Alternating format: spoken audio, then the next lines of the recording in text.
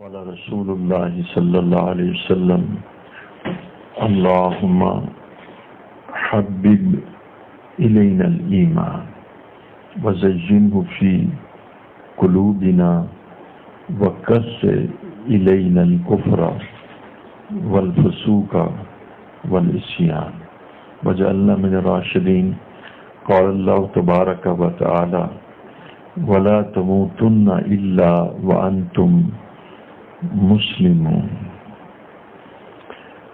قال اللہ تبارک و تعالی قد افلح المؤمنون الذین هم فی صلاتهم خاشعون. سبحان ربک رب العزت عما یصفون والسلام علی المرسلین والحمد للہ رب العالمین. اللہم صلی علی سیدنا محمد وعلى آل سيدنا محمد وبارك وسلم. اللهم صل على سيدنا محمد وعلى آل سيدنا محمد وبارك وسلم.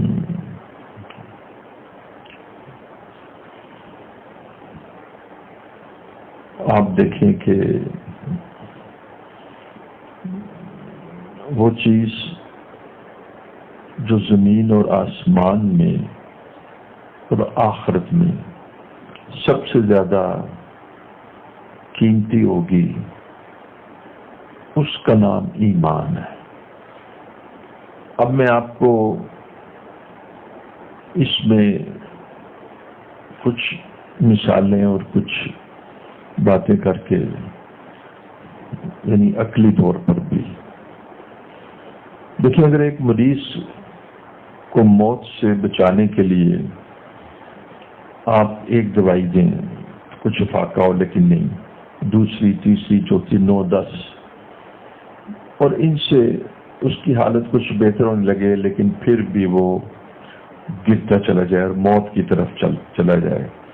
جیسے ایک مثال ہے کہ ٹی بی کے مریض میں جو اصل دوائی ہے وہ اینٹی ٹیوبرکلس ڈرگ ہے، لیکن کہتے ہیں جی اس کے ساتھ وٹامن سی بھی کھاؤ، بی کمپلیکس بھی کھاؤ، اس کے ساتھ اس کو فش آئل بھی دو، فش آئل، اس کے بعد اس کو 7 سیز بھی دو، انڈے بھی دو.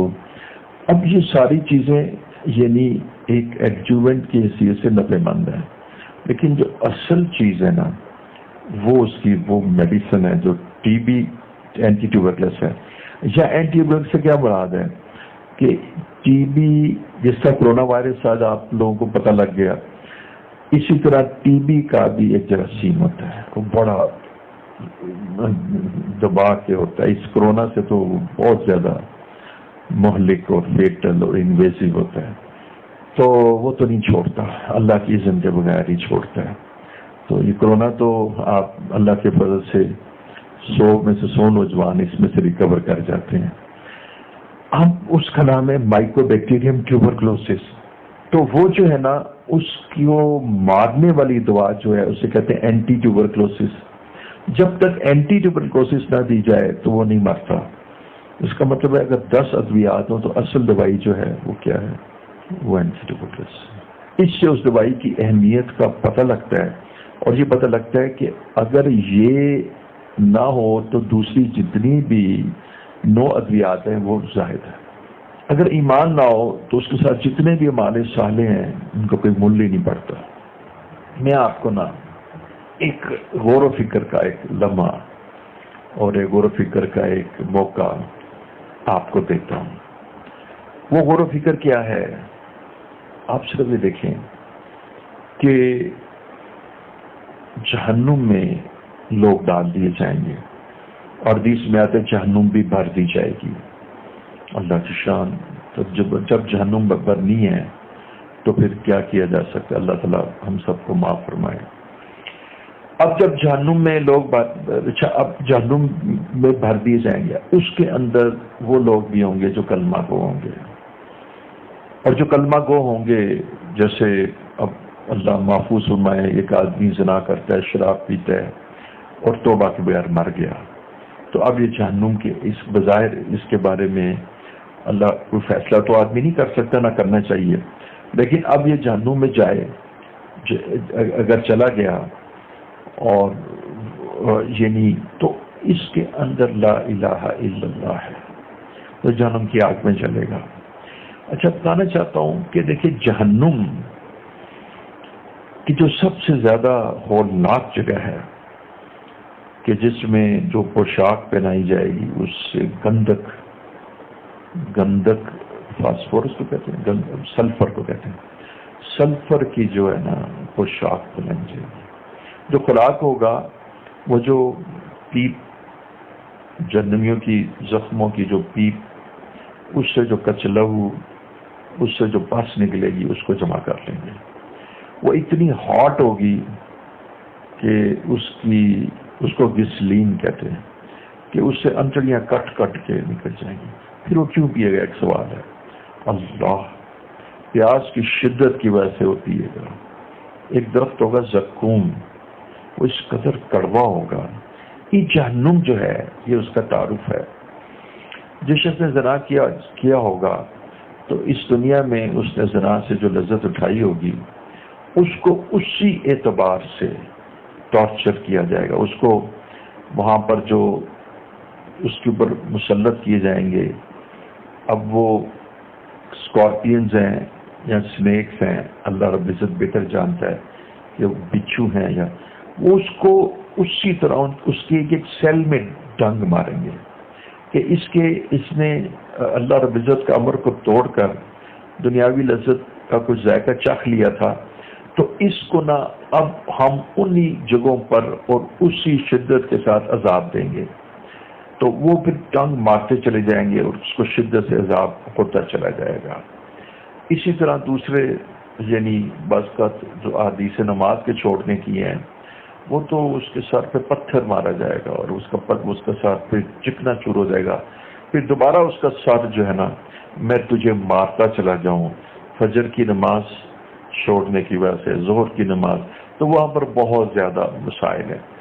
اب میں آپ کو بتاتا ہوں, یہ تو میں نے جگہ بیان کی کہ توبہ کہ جس سے یعنی پورے یعنی سمندر کی مچھلیاں اور چونٹیاں بلوں میں یعنی چونٹیاں پناہ مانگتی ہیں, اس جہنم میں انسان کو ڈالا جائے گا کہ فرمایا اللہ جل شانہ نے کہ اس کا ایندھن پتھر اور انسان ہے.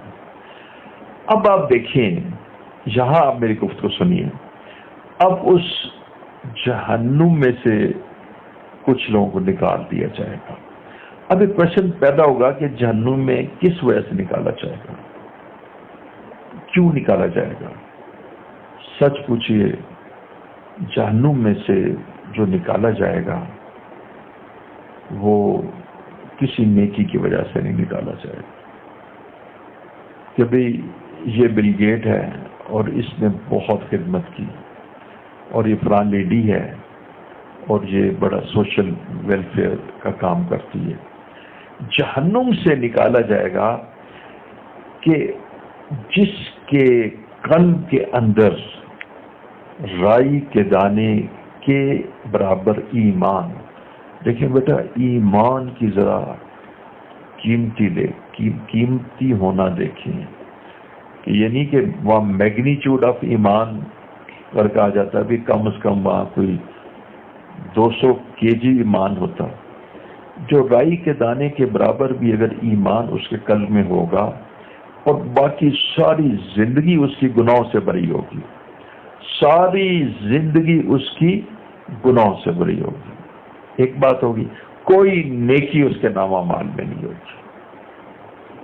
یہاں جب آپ ایک سائنس کا بھی ایک قاعدہ ہے نا, جب آپ نے کسی چیز کی قیمت دیکھنی ہونا تو کچھ چیزوں کو کانسٹنٹ کر دیتے ہیں, تو پھر اس کا رزلٹ جو نکلتا ہے اس سے پتہ لگتا ہے کہ یہ چیز کتنی سگنیفیکنٹ اور افیکٹو ہے. آپ دیکھیں, گناہوں کو بھی کانسٹنٹ کر دیں کہ اس نے کوئی گناہ چھوڑا ہی نہیں تھا, اور آپ یہ سمجھیں کہ کوئی نیکی اس نے کی نہیں تھی, دونوں زیرو ہو گئے نا. نہ تو یہ نیکی جو ہے اگر اس نے کی ہوتی تو کہا جاتا کہ اس کی وجہ سے اس کو جہنم سے باہر نکال دیا جاتا. نیکی اس نے کی نہیں تھی اور یہ کہا جاتا کہ بھی اس نے کوئی کبیرہ گناہ کیے تھے لیکن کچھ معافی، نہ اس نے کوئی گناہ چھوڑا تھا نہ اس نے کوئی نیکی کی تھی، صرف اس کے قلب پہ لکھا ہوا تھا لا الہ الا اللہ محمد رسول اللہ. یہ ضروری آگے کہنا محمد رسول. اس کو جہنم کے اندر عذاب دینے کے بعد اس کو کہا جائے گا کہ اب ہم نے اس کے گناہوں کا اس کو عذاب دے دی ہے، اب اس کو نکال لو. اب دیکھیے انتہائی پیورٹی کے ساتھ اور وضاحت کے ساتھ یہ بات سامنے آتی ہے کہ نکالے جانے کی وجہ کیا ہوگی. جو جہنم سے نکالے جانے کی وجہ ہوگی وہ انتہائی اہم ہوگی، یا یوں کہہ لیجئے کہ جو عمل جہنم سے نکالے جانے کا باعث بنے گا وہ عمل اس کائنات کا سب سے زیادہ قیمتی ترین عمل ہوگا اور اللہ کی بارگاہ میں سب سے زیادہ وہ محمود اور پسندیدہ ہوگا. اور وہ عمل جو ہے وہ انسان کے جسم اور اعضاء اور اس کے اعضاء جوارح سے اس کا کوئی تعلق نہیں، اس کا تعلق انسان کے قلب سے ہے. اللہم حبب الینا الایمان وزینہ فی قلوبنا ربنا لا تزغ قلوبنا. ٹھیک ہے نا، بعد اذ ہدیتنا. اب دیکھیے صرف یہاں پر آپ نا ساری چیزوں کو صفر کر دیجئے، صرف اس کے پاس ایک چیز رہتی ہے. اس کے بالمقابل آپ وہ کافر دیکھیے کہ جنہوں نے زندگی میں اس طرح کے گناہ نہیں کیے ہوں گے. مثال کے طور پہ اس نے شراب نہیں پی ہوگی، زنا نہیں کیا ہوگا. لیکن نا آج بھی کئی ایسے لوگ ہیں کہ جو میڈیکل کی وجہ سے شراب نہیں پیتے. ایک طبقہ بڑا کم ہے کہ جو بڑا صحت دیکھے نا. اب یہ حیران ہوں گے کہ میں نے کورونا کا بڑا جو فورن ڈاکٹرز بتا رہے ہیں وہ کہہ رہے ہیں کہ سب سے زیادہ اس کے اوپر they are more prone to, کون لوگ اسموکرز ہیں، الکوہلکس ہیں اور جو اس قسم کی حرکتیں کرتے ہیں. ٹھیک ہے نا، وہ تو انہوں نے کہا جی اس کو چھوڑ دو. اب یہ ساری چیزیں انہوں نے کورونا کی وجہ سے چڑھوائی ہیں، اللہ کے خوف سے نہیں چڑھوائی ہیں. تو وہاں پر ایسے لوگ ہوں گے کہ جنہوں نے کبھی الکوہل پی نہیں ہوگی، یا جنہوں نے کبھی مثال کے طور پہ زنا نہیں کیا ہوگا، یا جنہوں نے اور گناہ نہیں کیے ہوں گے، لیکن ان کے پاس ایمان نہیں ہوگا. وہ ہمیشہ خالدین فیہا ابدا، فار ایور لاسٹنگ عذاب ان کو ملے گا.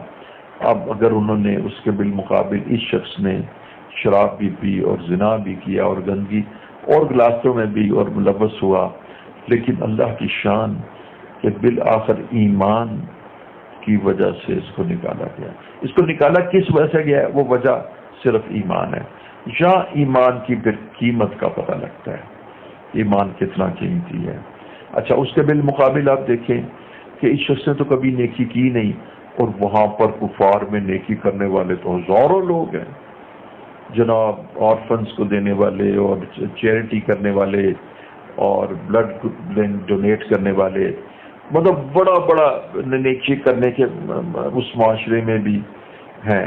لیکن وہ تمام نیکیاں جو ہیں وہ ایمان کے بغیر ہیں تو کوئی چیز قبول ہی نہیں ہوگی. اب اندازہ لگائیے کہ جہنم سے نکالے جانے کا باعث صرف ایمان ہے. تو اس سے اندازہ لگائے کہ اس جہنم کے جس کو آپ ڈسکرائب کریں تو آدمی کا روح ارواح کانپ اٹھتا ہے کہ جس کی آگ اور دنیا کی آگ کا کوئی تقابل نہیں کیا جا سکتا. اس جہنم سے اگر کوئی شخص نکلے گا تو وہ صرف ایمان کی وجہ سے نکلے گا. آمنت باللہ وملائکتہ وکتبہ ورسلہ والیوم الآخر والقدر خیرہ وشرہ من اللہ تعالی والبعث بعد الموت. اس لا الہ الا اللہ محمد رسول اللہ کی وجہ سے نکلے گا. تو یہ دیکھیے گا پہلی دلیل ہے. اور بہت ہی میں نے آپ کو بتایا کہ سائنٹیفکلی آپ دیکھ لیں کہ جو چیز کسی کو، جیسے ابھی پہلے میں نے ٹیوبرکلوزس کے جو چیز کسی کو بچانے کا باعث بنے، ہاں تو اس بات پہ بھی میں آ جاتا ہوں کہ اب وہ ایک بندہ مر رہا ہے، ساری دوائیاں آپ دے رہے ہیں تو نہیں بچ رہا، تو جس دوائی سے وہ بچ گیا، الائیو ہو گیا اور بالکل الائیو ہونے کے بعد جناب ایتھلیٹ بن گیا، جہنم سے نکلنے کے بعد تو جنت میں چلا گیا نا. تو وہ تو پھر کوئی کنٹراسٹ اتنا زیادہ ہے کہ بیان سے باہر ہے. تو وہ پہلے لیٹا ہوا تھا، مر رہا تھا، وہ ایتھلیٹ بن گیا. اب دیکھا ہی جائے گا کہ جس دوائی نے اس کو ایتھلیٹ بنایا ہے وہ جو انگریڈینٹ ہے وہ کتنا قیمتی ہوگا اور وہ اصل ہے. جس چیز نے اس کو جہنم سے نکال دی ہے وہ ایمان ہے، اور وہ کتنا قیمتی ہے۔ دوسری بات، دوسری دلیل میں آپ ایمان کی قیمتی کی بات بتاؤں کہ ایمان کے بول ہیں لا الہ الا اللہ۔ حضرت موسیٰ علیہ السلام فرماتے ہیں خاص ذکر دیجئے، لا الہ الا اللہ کا کرو۔ یا اللہ یہ تو ساری دنیا کہتی ہے، وہ تو اللہ کے لاڈلی پیغمبر تھے، فرمایا موسیٰ لا الہ، یا اللہ یہ تو ساری دنیا کہتی ہے، کوئی خاص ذکر عطا فرمائیے۔ موسیٰ اگر ایک پلڑے میں ساتوں آسمان ساتوں زمین اور دوسرے پلڑے میں لا الہ الا اللہ رکھ دیا جائے تو وہ پلڑا بھاری ہو جائے گا۔ یہ آپ اس کی دوسری دلیل۔ تیسری بات دیکھیں بیٹا، تیسری بات یہ ہے کہ آپ نہ یعنی ایک لکھیں، اس کے دائیں طرف صفر لگائیں اور پھر 10 بن جائے گا، پھر 100، پھر 1000، پھر 10,000، پھر 1,00,000، پھر 10 لاکھ، ٹھیک ہے؟ لیکن آپ ایسے کریں بیٹا، صرف لکھے جائیں صفر صفر صفر صفر صفر صفر صفر، کچھ بھی نہیں ہوتا، کوئی اس کی ویلیو نہیں بنتی۔ لیکن جب آپ یہ جو ایک ہے نا، اس کو علماء کہتے ہیں یہ ایمان ہے۔ ایمان کے بعد جو ہے نا والعصر ان الانسان لفی خسر الا الذین آمنوا وعملوا الصالحات، تو پہلے وہ ایمان لائے اور پھر ان کے عمل صالح قبول ہوئے۔ اب دیکھیے تیسری چیز ایمان کی کہ جس ویزا کے بغیر آپ انٹر ہی نہیں ہو سکتے، وہ ویزا کتنا امپورٹنٹ ہوتا ہے۔ جس کے بغیر آپ نیکیوں کے سمندر میں انٹر ہی نہیں ہو سکتے، وہ نیکی بنتا ہی نہیں، چاہے آپ اپنے جتنی مرضی آپ غریبوں کی خدمت کر لیں، وہ آپ کی خدمت، اس کا اجر اللہ اس دنیا میں دے دے گا، آخرت میں وہ خدمت آپ کو جہنم کی آگ سے نہیں بچائے گی، اس لیے کہ آپ نے لا الہ الا اللہ نہیں پڑھا۔ تو آپ دیکھیں کہ آپ نہ نیکیوں کے پل باندھ دیجئے اور آپ اعمال صالح کے پہاڑ کھڑے کر دیجئے، اس سب کے باوجود اس کا روز قیامت کوئی مول نہیں پڑے گا۔ کیا قرآن میں تو اس کا وزنا لا اس کا اللہ ان کے ہوا منصورہ، یعنی ان کے اعمال جو ہے نا ہوا میں اڑا دیے جائیں گے۔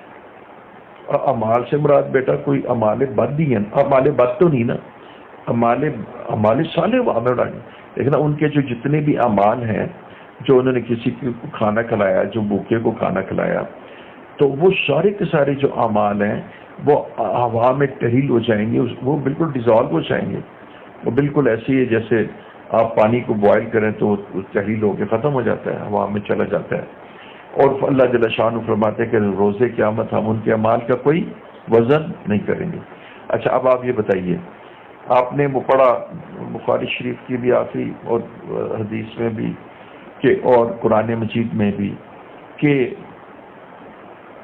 اللہ تعالیٰ روز قیامت میزان عمل قائم کریں گے اور اس میں اعمال تلیں گے۔ وَأَمَّا مَنْ خَفَّتْ مَوَازِينُهُ فَأُمُّهُ هَاوِيَةٌ وَأَمَّا مَنْ ثَقُلَتْ مَوَازِينُهُ فَهُوَ فِي عِيشَةٍ رَاضِيَةٍ۔ اچھا اب آپ بتائیے، ایک سوال ہے کہ کیا کفار کے اعمال بھی تلیں گے؟ کیوں نہیں تلیں گے؟ کفار کے اعمال نہیں تلیں گے، کیوں نہیں تلیں گے بتائیے بیٹا؟ کفار کے اعمال کیوں تلیں؟ کہ جب ان کا وزن ہی کوئی نہیں ہے، ان کا مول ہی کوئی نہیں ہے۔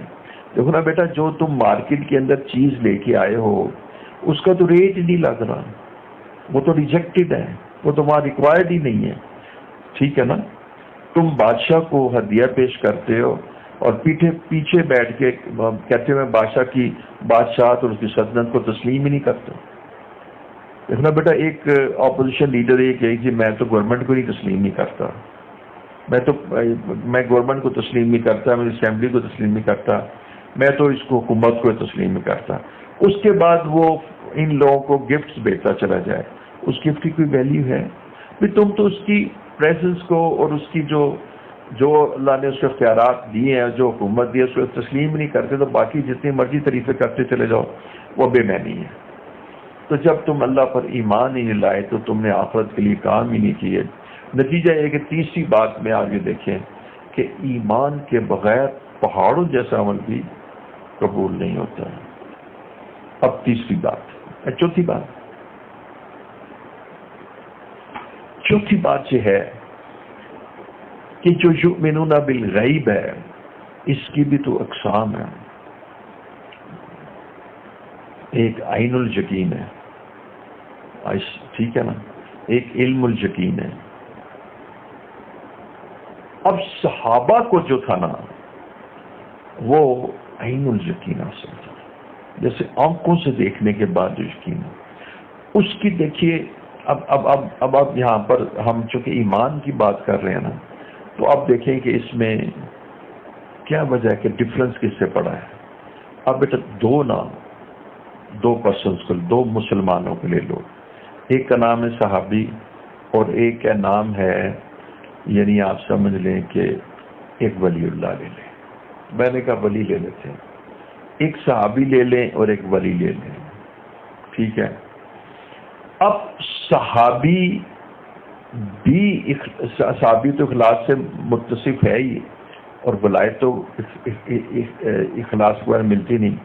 فرمایا کہ میرا ایک صحابی اگر ایک مد جو اللہ جل شانہ کے راستے میں خیرات کرے، اور آنے والا، یعنی وہ آنے والے سے مراد ہے غیر صحابی، وہ بھی اللہ کے راستے میں خیرات کرے. اور یہاں یاد رکھیے گا کہ اخلاص کا تقابل اخلاص سے ہوتا ہے، اخلاص کا تقابل ریا سے نہیں ہوگا. یعنی جو آنے والا شخص ہے غیر صحابی، اگر وہ ریا سے، تو پھر تقابل کرنے کی ضرورت ہی نہیں. تقابل اخلاص سے اخلاص کا ہے، اس لیے میں نے کہا وہ صالحین کہہ لیتے ہیں، وہ ولایت ہے.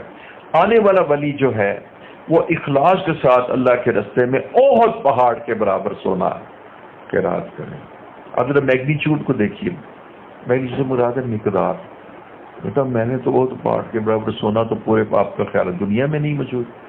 تو پورے دنیا کے بینکوں میں جو سونا ہوگا وہ تو اس کا ایک پتھر کے برابر ہوگا. اتنا سونا کہاں سے بینکوں میں آ گیا؟ تو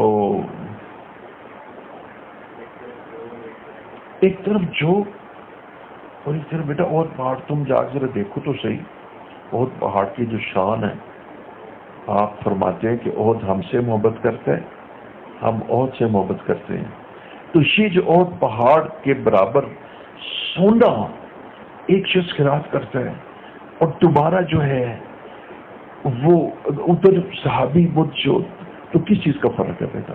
فرق تو ہے، ادھر تو احد پہاڑ کا سونا ہے، ثواب زیادہ ملنا چاہیے، اور ادھر بھی ایمان ہے، ادھر بھی ایمان ہے، ادھر بھی اخلاص ہے. لیکن بات پتہ کیا بیٹا، وہ ایمان جو اس صحابی کو حضور اکرم صلی اللہ علیہ وسلم کی مجلس اور صحبت سے حاصل ہوا ہے، وہ ایسا مشاہدے والا ایمان ہے کہ آنے والے اس ایمان کا تصور بھی نہیں کر سکتے. لہذا علی رضی اللہ عنہ فرماتے ہیں اگر ہم دوزخ کو اپنی جنت اور دوزخ کو اپنی آنکھوں سے دیکھ لیں، اپنی آنکھوں سے دیکھ لیں، تو ہمارے ایمان میں کوئی اضافہ نہ ہو. کیونکہ دیکھو نا بیٹا، آپ نے مجھے کہا جی کہ یہ جو ہے نا شالامار باغ ایسے ہوتے، آپ نے مجھے ڈسکرائب کر دیا، تو ظاہر ہے کہ جب میں جب دیکھوں گا تو ایک دم آپ کہتے ہیں سننا اور دیکھنے میں فرق ہوتا ہے. لیکن انہوں نے کہا کہ ہمارا سننا تو ہمارا سننا تھا، ہمارا سننا تو حضور صلی اللہ علیہ وسلم کے کہنے کے بعد تھا، وہ تو افضل تھا، اور دیکھنا تو ہمارا تھا. ہمارے دیکھنے میں تو احتمال ہو سکتا تھا کہ ہم غلط ہی نہیں دیکھ رہے، سراب ہے، ڈپلوپیا ہے، وغیرہ وغیرہ. ہم جیسے نائٹ بلائنڈنس ہوتی ہے، رات کو گاڑی نہیں چلا سکتے، ہمارے دیکھنے میں ہو سکتا تھا کہ کوئی سکم ہو جائے. لیکن رسول اللہ جب بیان کر رہے تھے، ہم جنت اور جہنم کی جو تصویر بنا رہے تھے وہ اتنی ایگزیکٹ تصویر تھی اور اتنی ایکوریٹ تھی، اور وہ ہم نے اسی طرح جہنم اور جنت کو سمجھ لیا جیسے حضور نے بیان فرمایا. اس پہ ایمان کہتے ہیں. نتیجہ یہ ہے کہ آج اگر جہنم واقعتاً اپنی اصلی شکل میں ہمارے سامنے لے آئی جائے، ان کو آنکھوں سے دیکھیں، ہمارے ایمان میں اضافہ نہ ہو. اضافہ کی چیز میں ہوتا ہے جس میں کمی ہو. اضافہ کس میں ہوتا ہے؟ بیٹا اس میں تھوڑا سا پانی ڈال سکتے ہیں، لیکن اگر آپ لبالب بھراؤ تو آپ پانی کیا ڈالیں گے؟ تو اضافہ اس میں ہوتا ہے جس میں کمی ہو.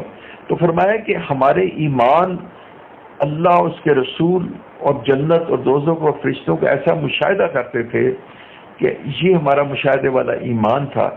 اس ایمان کے ساتھ جب ہم ایک مد جو بھی اللہ کے راستے میں خیرات کرتے تھے، تو جو اس میں للہیت تھی، آنے والا غیر صحابی کو وہ چیز حاصل نہیں ہو سکتی، وہ صحابیت کے ساتھ ہی ختم ہو گئی. لیکن بہرحال یعنی اخلاص تو قیامت تک جاری رہے گا. تو اس لیے جو چیز فرق ڈالنے والی تھی وہ ایمان، کیفیت ایمان کی تھی. تو یہاں دیکھیں ایمان کا مول دیکھیں کہ ایک طرف نفی، ایک طرف اور پہاڑ کے برابر سونا ہے، اور ایک طرف مجھ جو ہے وہ ایمان کی وجہ سے بازی لے گیا. تو جس وقت ایک چیز کے نہ ہونے سے، پانچویں بات، منکر نکیر آ کے کہیں گے یہ کون ہے، یہ تو بات ہی ختم ہو جائے گی. مر رب کا، پہلے تو وہ جب آتے ہیں نا تو حدیث میں آتا ہے کہ خوشبو سونگتے ہیں. جب جس میں ایمان ہی نہیں ہوتا اس میں کوئی نیکی نہیں ہوتی. اصل میں نا وہ خوشبو سونگتے ہیں جیسے آپ مومن کے بارے میں، اس کے اندر نیکیاں ہوتی ہیں، اللہ اس کی جو خوشبو آتی ہے بہت زیادہ. اس کے بعد نا پھر متعین ہوتا ہے کہ کس فرشتے نے اس کی جان لینی ہے. اس دن ایک عالم بیان کر رہے تھے، میں بیان کر رہا تھا، تو اس عالم نے تھوڑا سا میرے بیان میں ایڈیشن کی. اس نے کہا حضرت جس وقت یہ پتہ لگتا ہے کہ اس کے اندر خوشبو نہیں ہے اور حالت ایمان پر نہیں مرا، تو اس کے لیے جو جان قبض کرنے کے لیے فرشتہ مقرر ہوتا ہے اس قدر کبھی اور مکروہ اور اس قدر اس کی، اگر اس کو کوئی اور سزا جہنم کی نہ دی جاتی تو یہ فرشتہ جو اس کی جان قبض کرتا ہے یہ سزا اس کے لیے کافی تھی. اور اس کے بالمقابل اس میں تو خوشبو بہت آ رہی ہے، اس میں تو ایمان ہے، اسلام ہے، اس میں تو دین ہے.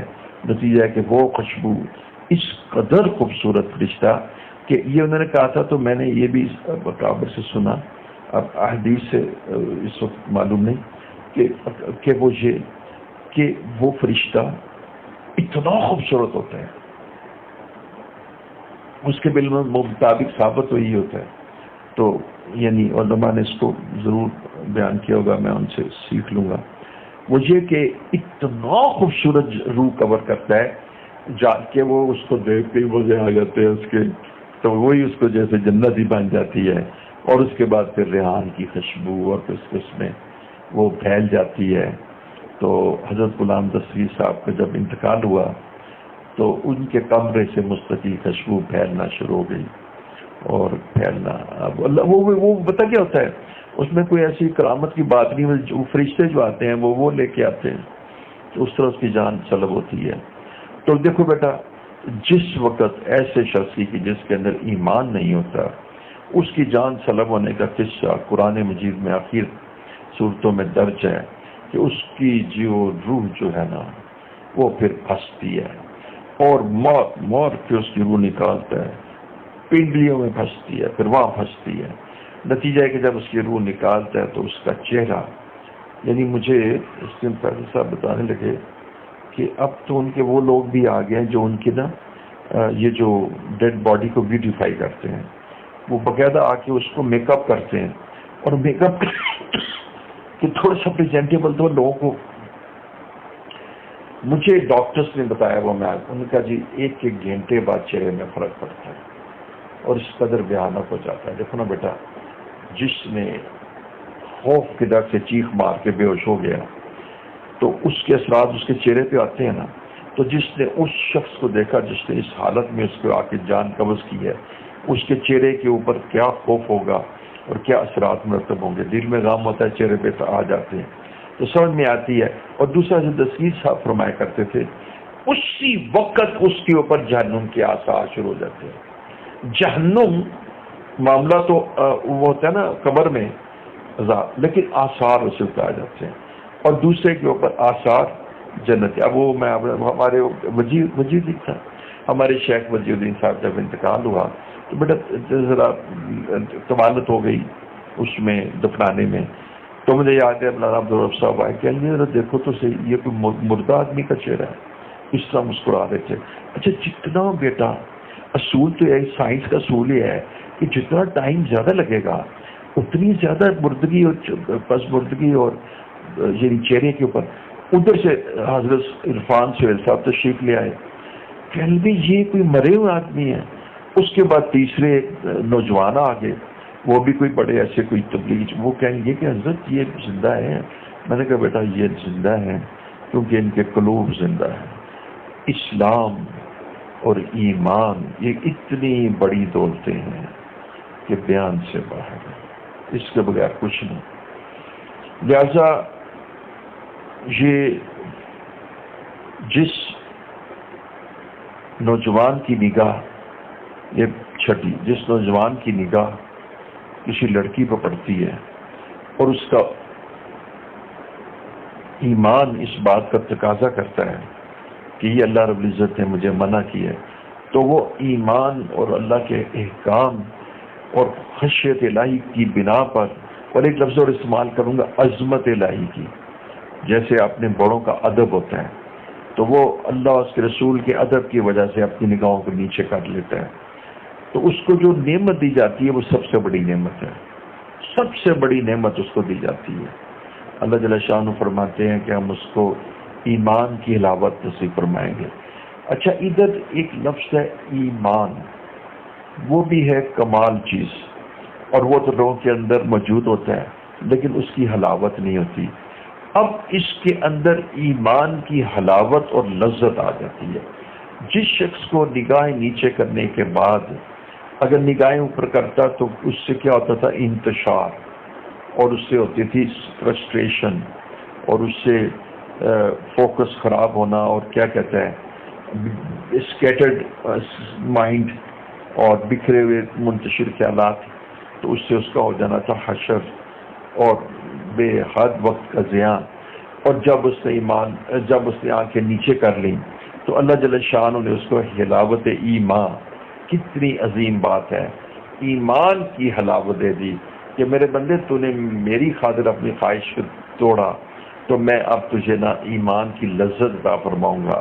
اب اگلی بات، اس ایمان کی لذت کو جو آدمی چکھ لیتا ہے، تو میرے شیخ فرماتے تھے کہ وہ تو ساری عمر اس کی نگاہ اوپر نہیں اٹھتی، اس لیے کہ وہ اتنی لذت اس میں ہوتی ہے.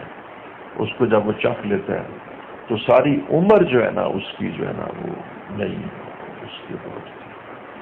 تو یہ ایمان جو ہے، اس لیے فرمایا گیا کہ اللہم حبب الینا الایمان. حضور صلی اللہ علیہ وسلم نے فرمایا کہ ہمیں ایمان کی اللہ یہاں پر آپ یہ سمجھے گا کہ ہمیں ایمان کی قدر و منزلت عطا فرما، ایسی قدر و منزلت کہ ایمان ہمیں انتہائی محبوب ہو جائے. حبب الینا، ہمیں ایمان کی محبت، یعنی اس کی رغبت، یعنی اس کی قدر و منزلت، یعنی اس کی قیمت اور وقت، یعنی کہ ہمیں اس کو حاصل کرنے کا شوق اور اس کو محفوظ کرنے کا شوق. الینا الایمان وزینوا فی قلوبنا، کہ جب حضور صلی اللہ علیہ وسلم سے کسی نے پوچھا کہ ایمان کہاں ہوتا ہے تو یہ قلب کی طرف اشارہ فرمایا، ہاں ہونا، یہاں پر ایمان ہوتا ہے. اس لیے حدیث میں فرمایا کہ اس کو ہمارے قلوب کی زینت بنا، وزینوا فی قلوبنا. اور اس کے پھر متضاد کہا گیا وَقَرِّ إِلَيْنَا الْكُفْرَ وَالْفُسُوقَ، اس کو تو حبیب کہا گیا نا، اور یا کراہت کی گئی کہ ہمیں کراہت دے کفر سے، فسق سے، کبیرہ گناہ سے. وَجَعَلْنَا مِنَ الرَّاشِدِينَ، اور ہمیں راشدین میں، صالحین میں، ابرار میں، نیک لوگوں میں ہمیں شامل فرما لے. پھر اللہ جل شانہ فرما رہے ہیں کہ جو اہل ایمان ہے نا ان کی کچھ نشانیاں ہیں. اہل ایمان کی سب سے بڑی نشانی جو ہے نا وہ قرآن نے بیان کرتی، الذین هم فی صلاتہم خاشعون. اچھا، یعنی یہاں پر تھوڑا سا ایک نقطہ ہے کہ اہل ایمان صرف نماز نہیں پڑھتے، بلکہ نماز کو اس طرح پڑھتے ہیں کہ نماز پڑھتے وقت ان کے اندر خشیت الہی ہوتی ہے، ان کے اندر اللہ تعالیٰ کا خوف ہوتا ہے. فی صلاتہم جو ہے نا، فی صلاتہم، ذرا اس میں تھوڑا سا آپ غور فرمائیے، قد افلح المؤمنون الذین هم فی صلاتہم خاشعون. صلاتہم، اپنی نمازوں میں. اب اس کا مطلب یہ ہے کہ اس کا یہ تذکرہ نہیں کیا کہ ایمان والے جو ہیں وہ نماز پڑھتے ہیں، وہ تو انڈرسٹوڈ ہے نا، وہ تو کمپوننٹس اور اسینشیل انگریڈینٹس ہیں ایمان کے، مطلب ایمان والے جو ہیں، یہ کہا جائے کہ ایمان والے وہ ہوتے ہیں جو نماز پڑھتے ہیں، یہ اس آیت گرامی میں اس کا تذکرہ نہیں ہے۔ اس میں ایک آ گیا ہے فی صلاتہم، کہ وہ جو نمازیں ان کی ہیں جو وہ پڑھتے ہیں، خاشعون، اس کے اندر وہ خضوع خشوع اور اللہ سے جھکتے ہیں، اور سجدے کے اندر بھی عاجزی اختیار کرتے ہیں، اور ان کے اندر کپ کپی اور اللہ سے ڈر کے ساتھ کھڑے ہوتے ہیں۔ تو یہ جو ہے نا خشیت الہی، یہ بھی ایمان کا لازمی حصہ ہے، اس لیے کہ جو صاحب ایمان ہے وہ جب اللہ کو پہچان لیتا ہے، تو جس وقت وہ اللہ کی عظمتوں کو پہچان لیتا ہے، تو کوئی کسی کی عظمت کے پیش نظر اس کی، جب وہ کسی کی عظمت اور بڑائی کو جان لیتا ہے تو کبھی بھی اس کے قانون کی نافرمانی نہیں کرے گا۔ لیکن ایک چھوٹی سی مثال ہے، آپ راستے میں گرین لائٹ ریڈ لائٹ جو اس میں ایک سارجنٹ کھڑا ہوا ہے، حالانکہ دیکھیں سارے لوگ جو گزرنے والے ہیں وہ ان کا سوشل سٹیٹس اس سارجنٹ سے بہتر ہے، ڈیفینس میں گلبرگ میں، یہ پکی بات ہے، لیکن ہر آدمی اس سے ڈرتا ہے۔ اس سے ڈرنے کی صرف ایک وجہ ہے کہ اس کو جو اختیارات دیے گئے ہیں، بس اس کے پاس اختیارات ہیں کہ یہ ایک چیف منسٹر کی گاڑی کو بھی روک سکتا ہے، پریزیڈنٹ کی گاڑی کو بھی روک سکتا ہے، اس کے پاس اگر وہ ڈرائیونگ ٹھیک نہیں کر رہا تو اس کو روک سکتا ہے۔ تو یہ اختیارات کی وجہ سے عام آدمی اور بڑا آدمی اور بڑے سے بڑا آدمی بھی اٹھ کر سکتے ہیں۔ اگر کوئی سینئر پولیس افسر کا بیٹا غلط گاڑی چلا رہا ہے تو اس کو پورا اختیار ہے کہ اس کو روک لے، یہ اس لیے لوگ سے ڈرتے ہیں۔ لیکن یہاں پر ہم چونکہ اللہ جل شانہ کو نہیں پہچانتے، اور نہ پہچاننے کا مطلب ہے کہ ان کی عظمت کو نہیں جانتے، عظمت سے مراد ہے کہ جتنے وہ بڑے ہیں اتنا ان کو بڑا نہیں سمجھتے، اور بڑائی آتی ہے اختیارات کی وجہ سے۔ جب آپ ایک مثال کے طور پہ ایک بندے کو آپ صدر بنا دیں اور اس کے پورے اختیارات سلب کر لیں تو آدمی کہتے ہیں کہ اس کے پاس تو اختیارات ہی کوئی نہیں ہے، اس سے کوئی ڈرتا نہیں۔ تو اس کا مطلب یہ ہوا کہ ڈیزگنیشن بھی چاہیے اور اختیارات بھی چاہیے۔ جی اب مجھے معلوم نہیں ملکہ الزبتھ کے پاس کتنے اختیارات ہیں، لیکن بہرحال جتنے بھی ہیں، اور کہنے کا مقصد یہ ہے کہ اختیارات اور قدرت، یہ اختیارات سے مراد پتہ کیا ہے؟ ان اللہ علی کل شیء قدیر۔ پھر یہ ہے کہ اللہ رب العزت نے لوگوں کو پھینکا نہیں ہوا کہ جو مرضی اس دنیا میں کریں، قوانین بنائے ہیں، ان قوانین کے تحت زندگی گزاریں، اور اگر ان قوانین کے تحت زندگی نہیں گزاریں گے تو اللہ رب العزت جو ہے اس پر پکڑ فرماتے ہیں، اگرچہ کہ پکڑ بڑی تاخیر کے ساتھ بہت مہلت دینے کے بعد کرتے ہیں۔ تو یہاں پر جو میں کلام کر رہا ہوں اس کا مقصود ہے کہ جب ہم اللہ جل شانہ کی عظمت اور اس کی بڑائی کو پہچانتے ہیں تو تب خشیت الہی پیدا ہوتی ہے۔ تو خشیت الہی نتیجہ ہے معرفت الہی کا، خشیت الہی نتیجہ ہے معرفت الہی کا۔ اب دیکھیں نا، ایک آدمی جیسے وہ میرے حضرت مثال دیا کرتے تھے کہ تمہیں نا سارجنٹ نے روکا، نہیں تمہیں نا ایک فار ایگزامپل ایس پی وہ جو ہے یہ ٹریفک پولیس نے روکا، ٹریفک پولیس میں بھی ایس پی ہوتے ہیں نا جی، اچھا ٹریفک پولیس ایس پی نے روکا تو وہ وائٹ ڈریس میں تھا۔ حضرت جی اکثر مثال دیا کر بڑی کثرت ہے، کہتے انہوں نے تمہیں روکا تو وہ وائٹ ڈریس میں تھا تو تم چلے گئے، تو ان کا یہ کون ہے جو مجھے اس نے روکا ہے؟ اب بیٹا وہ ایس پی ہے، اس کے پاس پورے اختیارات ہیں، پورے اختیارات ہیں، ٹھیک ٹھاک تمہاری گاڑی سیز کر سکتا ہے، تمہیں تمہارا وہ جو کیا کہتے ہیں وہ جو لائسنس تمہارا کینسل کر سکتا ہے، سارے اختیارات ہیں۔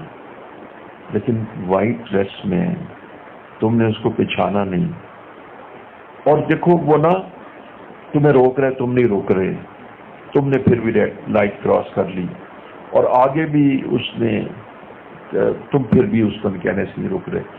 اب وجہ یہ ہے کہ نہ رکنے کی وجہ صرف اور صرف ایک دوسرے کو پہچان نہیں رہے۔ اب دیکھیں اس کی یہ بات خان صاحب، جب تم آگے گئے تو اسے وسل کی ہوئی تھی کہ بھئی اس گاڑی کو پکڑ لو، تو پتہ کون تھا؟ ایک آرڈنری سارجنٹ جو اس ایس پی کے بالمقابل کوئی اس مطلب کوئی کمپیریبل نہیں تھا۔ اچھا تم نے جیسے ہی اس سارجنٹ کو پہچانا تم نے گاڑی روک لی، کہا اب تو بات نہیں، مجھے حکومت میں وائلیٹ تو نہیں کرتا۔ اچھا وہاں کیوں نہیں روکی؟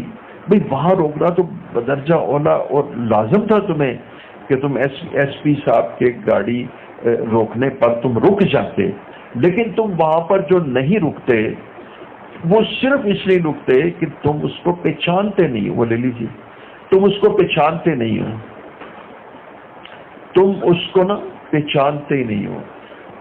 نہ پہچاننے کی وجہ سے کہ اس نے وائٹ ڈریس پہنا ہوا ہے اور وہ ایس پی ہے، تم اس کے ہاتھ روکنے سے نہیں رکتے، حالانکہ اگر تم اندر سے پہچان لیتے کہ یہ تو ایس پی ہے اور اس کے پاس پورے اختیارات ہیں، تم فوراً رک جاتے۔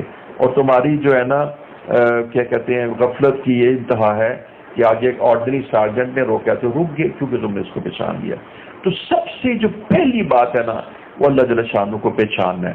اچھا اب ایک مسئلہ آ گیا، وہ میں آپ کو بتاتا ہوں۔ وہ مسئلہ پتہ نہیں ہم نے پیدا کیا ہے، کنہوں نے پیدا کیا، جب پیروں نے پیدا کیا انہوں نے کہا جی یہ تو بس اللہ تک پہنچے ہوئے ہیں، انہیں اللہ کی معرفت حاصل ہوگی۔ لوگوں نے کہا معرفت تو ہوتی سیدنا عبد القادر جیلانی کے لیے۔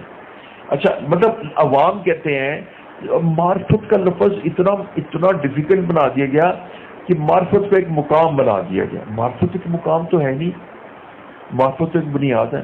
اب دیکھو نا بیٹا، میں مثال دیتا ہوں، آپ کا چھوٹا سا ابو بکر آپ کی معرفت رکھتا ہے کہ آپ اس کے ابو ہیں، وہ دیکھو اپنی اماں کی معرفت رکھتا ہے کہ وہ اس کی اماں ہے، اور وہ چھوٹا عثمان کی معرفت رکھتا ہے کہ یہ میرا چھوٹا بھائی ہے۔ تو دیکھیں ہم ایک دوسرے کی معرفت رکھتے ہیں۔ آپ میرے پاس تشریف لائے ہیں تو مجھے پتہ ہے کہ بھی ہماری فیملی میں آپ کا کیا، یہ آپ کی معرفت ہے۔ آپ مجھے پتہ ہے ماشاءاللہ میں آپ کو جانتا ہوں کہ آپ کتنے ذہین ہیں اور کتنے دین کی خدمت کے لیے میری امیدیں آپ سے لگی ہوئی ہیں۔ میں آج صبح بھی آپ کا سوچ رہا تھا۔ اچھا تو کہنے کا مقصد یہ ہے کہ ہم معرفت، میرا یہاں پوائنٹ پتہ کیا ہے، ہم معرفت کو سمجھتے ہیں کہ یہ معرفت تو جی یہ تو بزرگوں کی چیز ہے، یہ صحابہ کی چیز ہے۔ اور خدا کے بندے معرفت تو تمہاری بنیاد ہے۔ جس طرح تم سے نمازوں کا تقاضا کیا جا رہا ہے اس طرح تم سے اللہ کی معرفت کا تقاضا کر لیا ہے۔ اب معرفت کا ہم نام بدل دیتے ہیں، ہم کہتے ہیں ٹو ریکگنائز، اللہ کو پہچاننا۔ بھئی اللہ کو پہچانو تو صحیح، عجیب بات ہے۔ دیکھو تم نے ایس پی کو نہیں پہچانا، اس نے وائٹ ڈریس میں تھا، تمہیں لائٹ کا آگے تم نے سارجن کی وردی دیکھ کے اس کو پہچان لیا کہ ٹریفک پولیس کا نہیں، وہاں تم رک کے اس کی تم نے اطاعت کی۔ جب ہم اللہ کو پہچان ہی نہیں رہے تو اللہ کا پہچاننا یہ بیسک نیڈ ہے۔ بھئی خدا کے واسطے اس معرفت کو وہ معرفت نہ سمجھیں کہ جو کہتے ہیں جی یہ بڑا، اس کو بڑا ولی اللہ، معرفت بن کے آدمی کوئی بڑی ولی اللہ نہیں بن جاتا، کسی مقامات پہ نہیں پہنچتا، معرفت کے لیے درباروں میں نہیں جانا پڑتا۔ معرفت تو بیٹا، معرفت کے لیے تو پہلی کتاب قرآن ہے، قرآن اللہ تعالیٰ کا تعارف کرا رہی ہے۔ دیکھو بیٹا میں معرفت سے کیا مراد ہے، معرفت سے ایک مراد ہے، ایک صرف میں آپ کو ایک بات عرض کرتا ہوں، ان اللہ علی کل شیء، دیکھیں ذرا اس کو زور سے کہیے، کل شیء، کل شیء مطلب کل شیء میں کیا مطلب، کچھ چیز باقی رہ جاتی ہے جس کو قرآن کہہ رہا ہے۔ اللہ جل شانہ نے کوئی ایک آپ جاتے ہیں سیکٹری کے پاس، وہ کہتے ہیں دیکھیں یہ میرے ڈپارٹمنٹ کا کیس نہیں ہے تو آپ ادھر جائیں، میرے چیف منسٹر کے پاس کیا، انہوں نے کہا جی پریزنٹلی ابھی اس کے بھی آرڈر جو ہے نا مجھے پرائم منسٹر نے دینے ہیں، تو ابھی مجھے تو دیکھیں اللہ رب العزت یہ تو نہیں کہہ رہے کہ کچھ اختیارات کسی اور کے پاس ہیں، وہ فرمانے ان اللہ علی کل، اللہ میں تو قربان جاؤں اس آیت پر کہ جس سے اس کو کہتے ہیں اللہ کی معرفت، اللہ کی پہچان ہوگی۔ اللہ کی پہچان کیا ہو گئی کہ وہ ہر شے پر قدرت رکھتا ہے۔ اب پھر اللہ تعالیٰ کو قادر سمجھو نا ہر شے۔ اب تمہاری جو پرابلم ہے وہ جس میں تم پھنس گئے ہو، تو دیکھو اگر تم مقدرات ہیں تو اللہ تعالیٰ سے راضی رہو، ورنہ تو اس کے لیے صحیح اور کوشش کرتے رہو۔ آپ حیران ہو گئے، میں آپ کو ایک بات بتاتا ہوں کہ میرے شیخ غلام دستگیر فرماتے تھے صحابہ، اب آپ کو اس کا یقین نہیں آئے گا لیکن سن لیجئے، صحابہ دنیا کے لیے آخری حد تک محنت کرتے رہتے تھے، وہ ہارتے نہیں تھے، وہ چھوڑتے نہیں تھے۔ کیوں بیٹا؟ دیکھو تم اس لیے مایوس ہو جاتے ہو، تمہیں ان اللہ علی کل شیء قدیر کا، تم اسباب جب تمہارے ہاتھ سے چھوٹتے ہیں تو تمہاری محنتیں اور مشقتیں بھی کئی کمزور اور ضعیف پڑ جاتی ہیں۔ ان کی اسباب پر نگاہ نہیں تھی، ان کی نگاہ اللہ پر تھی، لیکن انہوں نے کبھی اسباب کو نہیں چھوڑا تھا۔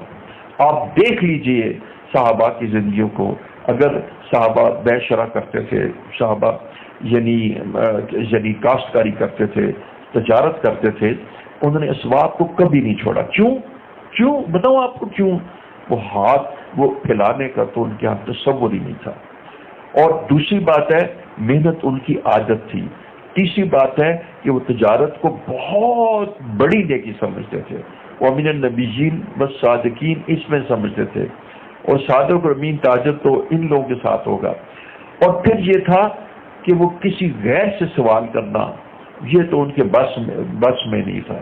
تو اس لیے صحابہ جو تھے نا محنت کے قائل تھے. اور دوسری بات ہے کہ صحابہ محنت کرتے تھے اور صحابہ تجارت کرتے تھے اور اسباب کو اختیار کرتے تھے.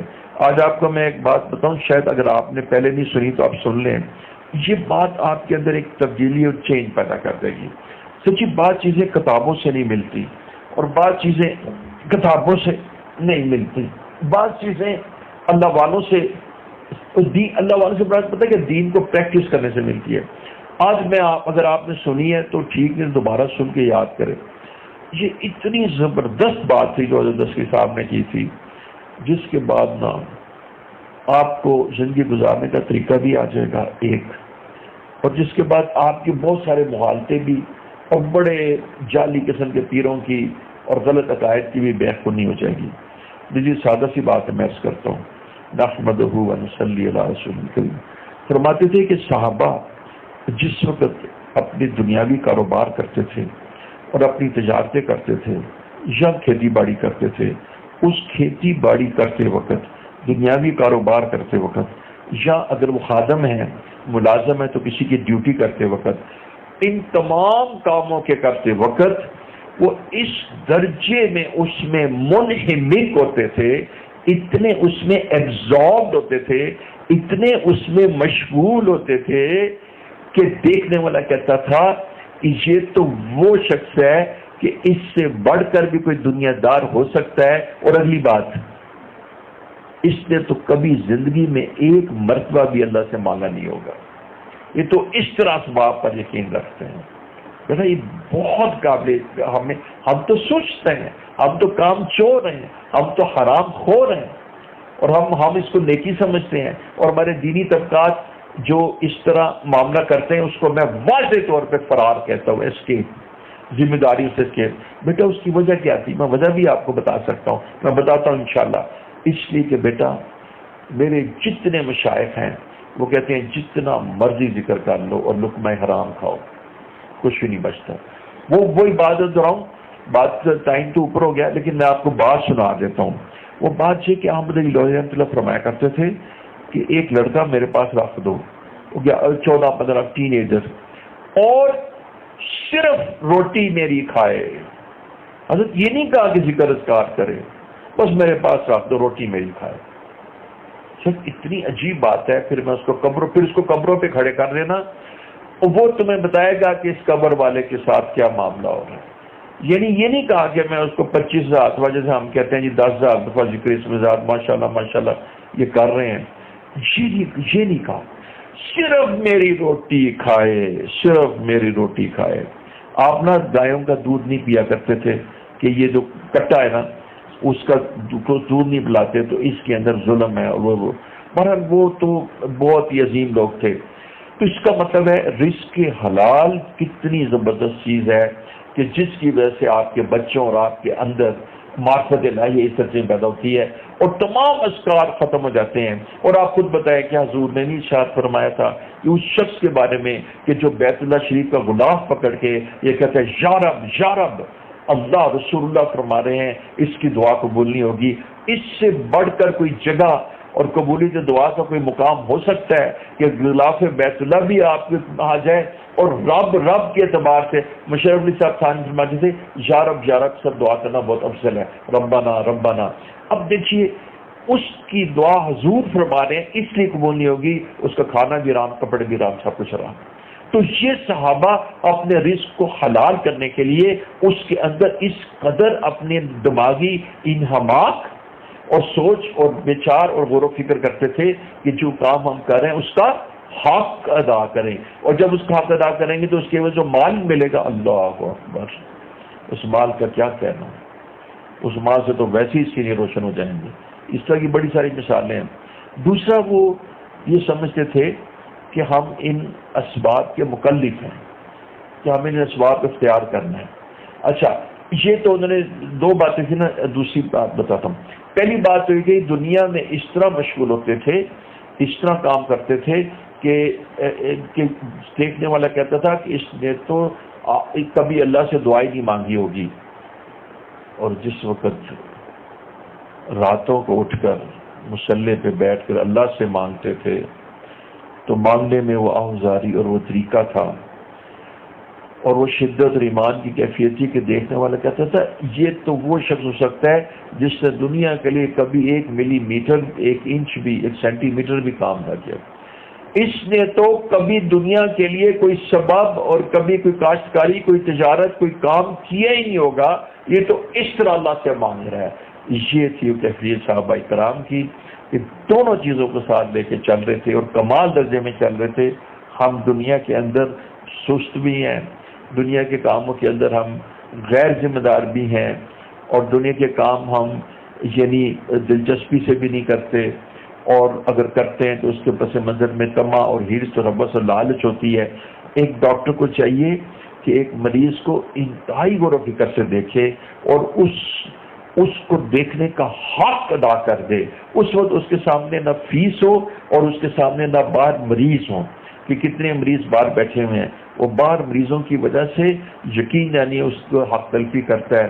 اور اگر فیس کو کیسے چھوڑے گا؟ مریضوں کو دیکھنے کا مقصد یہی ہے, وہ کہہ دے کہ میں نے روزانہ سے 4 یا 5 مریض دیکھنے ہیں اور ان کا حق ادا کرے.